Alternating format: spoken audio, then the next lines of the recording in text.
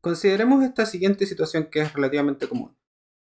A través de algún experimento, que probablemente es caro de realizar, logramos determinar que para un cierto valor de una variable que es nuestro input, la variable x, podemos medir cuánto vale la variable esperada y, pero lo hicimos para un cierto set discreto de valores del input. Porque claro, hacerlo con más puntos significaba hacer más veces el experimento y era más caro. Entonces lo hicimos solo para estos 3 puntos que estoy mostrando acá.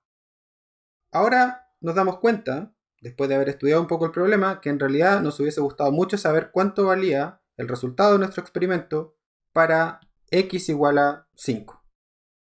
Bueno, ya no podemos volver a hacer nuestro experimento, sale muy caro, así que necesitamos utilizar la información disponible para calcular el valor del experimento cuando x vale 5. Hay varias estrategias que uno podría intentar. Una, que es relativamente común, sería, por ejemplo, considerar los puntos que existen y simplemente dibujar una línea que los una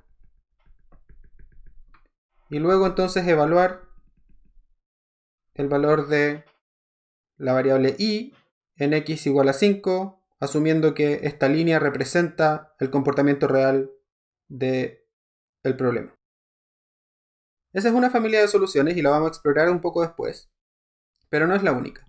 Otra cosa que uno podría pensar en hacer es decir, bueno, tengo 3 puntos acá. En realidad esta cosa me parece que al ojo yo podría pensar en una curva que en realidad representa estos 3 puntos simultáneamente y es una curva sencilla. De lo que estoy hablando es de un polinomio que pase por esos 3 puntos. Yo puedo calcular ese polinomio y obtendría algo más o menos como esto. En ese caso entonces, nuestra estimación del valor de la variable y para x igual a 5 sería bastante distinta. Tendríamos, por ejemplo, que tomar este valor. Pero noten que hay algo importante respecto a estas soluciones. Supongamos que en realidad yo había hecho el experimento más veces y tenía otro punto que se me había olvidado que existía. El punto es el siguiente. Y resulta que al ver ese nuevo punto me doy cuenta que mi curva naranja en realidad no tiene nada que ver con ese punto nuevo. Y por lo tanto el modelo que yo había asumido que era el intrínseco al experimento, en realidad está todo mal. Tengo que corregir. Si ahora utilizo los 4 puntos que conozco y hago de nuevo la estimación, obtendría algo como lo siguiente. Y entonces se ve claramente que mi nueva estimación para el valor del experimento en x igual a 5 es distinto a lo que había estimado antes. Entonces podemos ver que el valor que yo estoy estimando depende un montón de todos los puntos globales que estoy considerando, no solo de los puntos que están inmediatamente al lado. Mientras que para el caso en el cual solo usábamos una línea, solo dependía de los puntos más cercanos.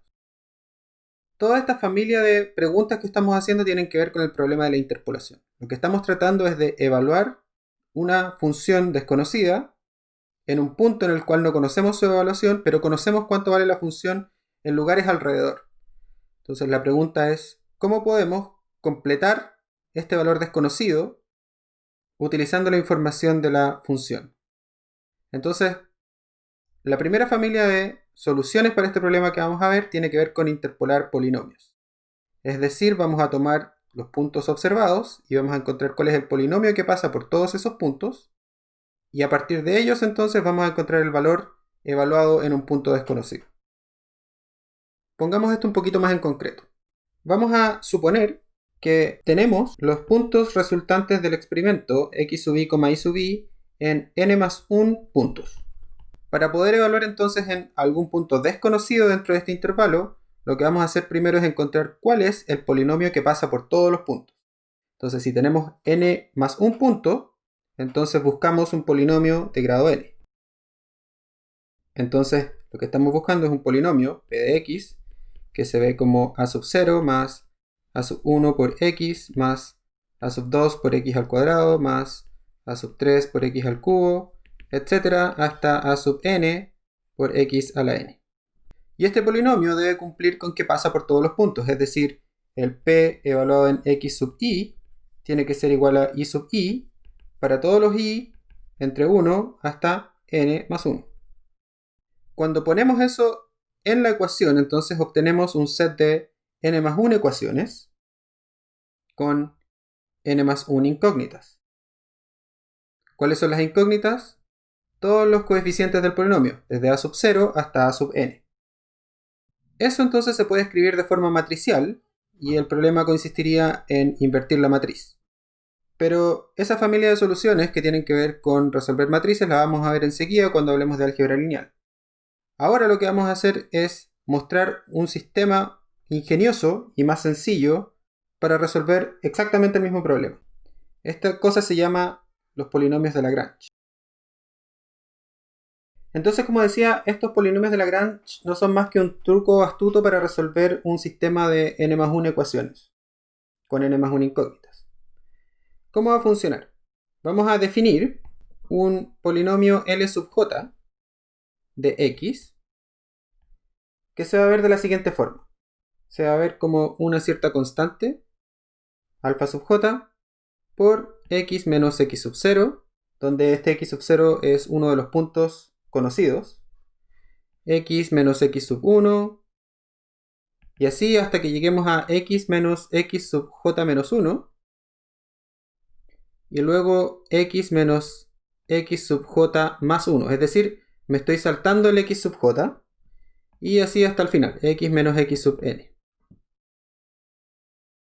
Entonces esta cosa se puede escribir como alfa sub j por la multiplicación de todos los x menos x sub i, desde i igual a 0 hasta n, siempre y cuando i sea distinto de j.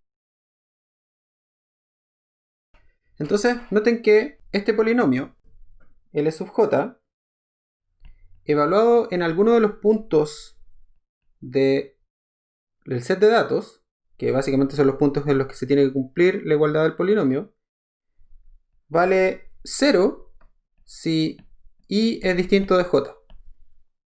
Porque si i es distinto de j, entonces en alguna de estas multiplicaciones, esta cosa va a dar 0.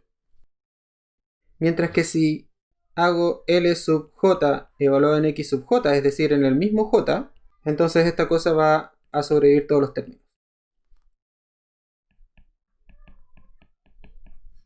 Y entonces ninguno de estos va a ser 0 porque x sub j no es nunca igual a i.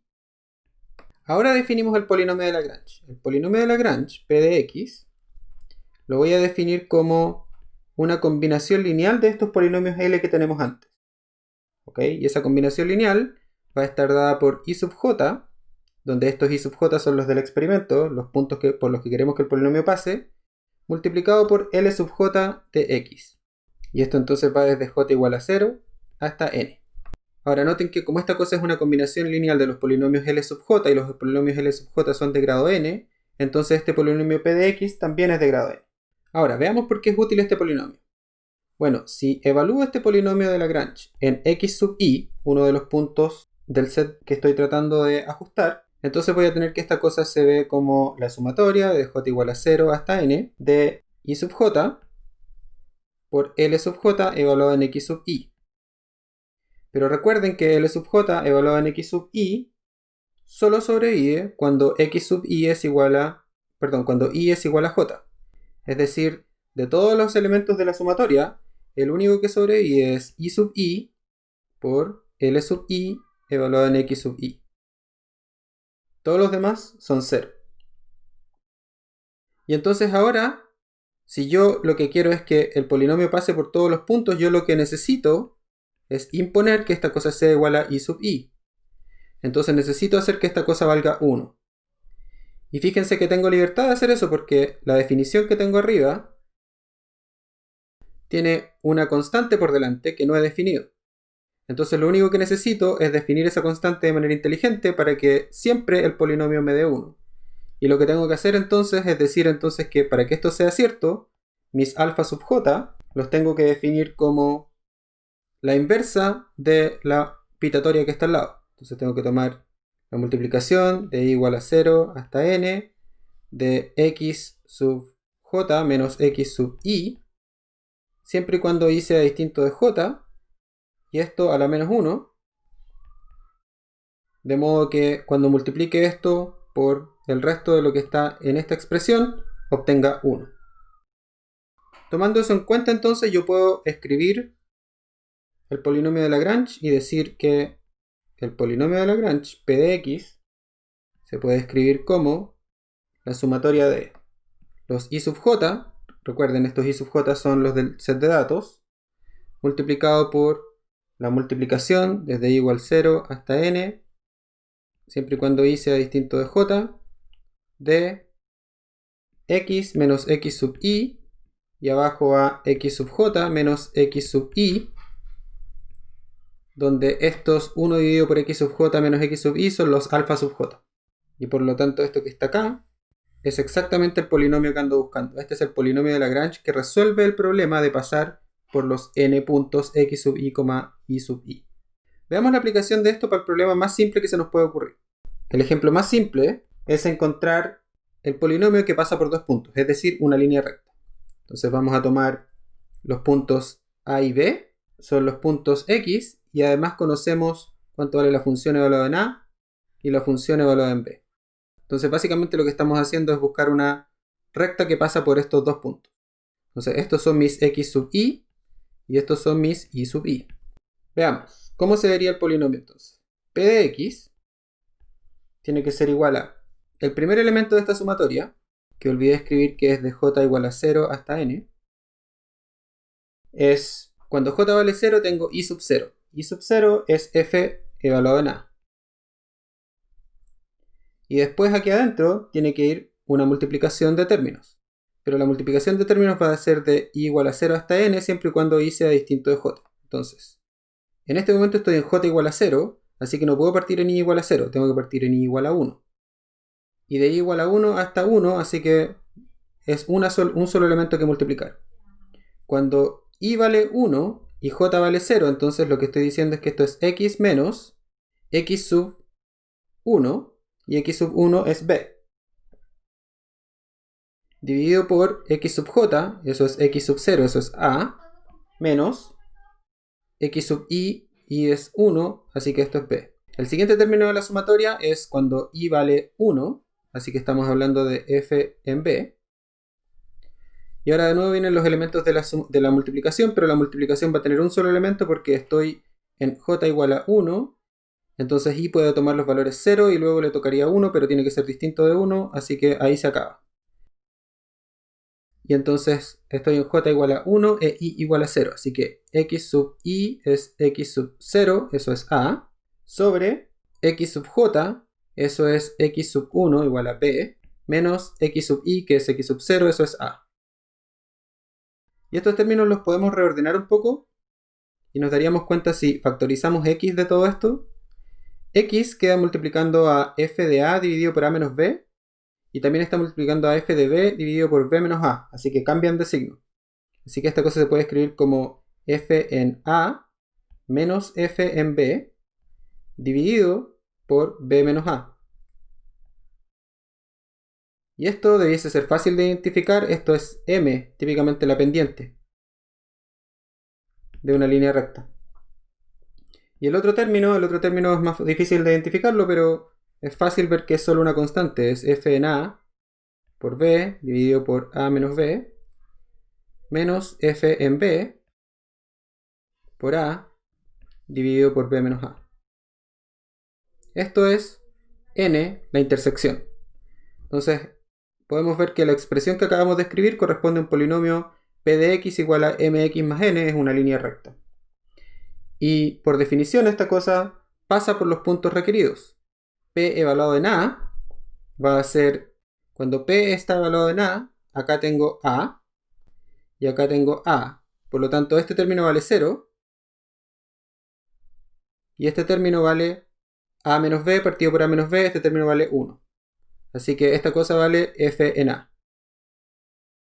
Y cuando evalúo P en b, ahora acá tengo 0 y acá tengo 1. Así que esta cosa vale f en b. Por lo tanto, esta cosa satisface la condición de pasar por los dos puntos.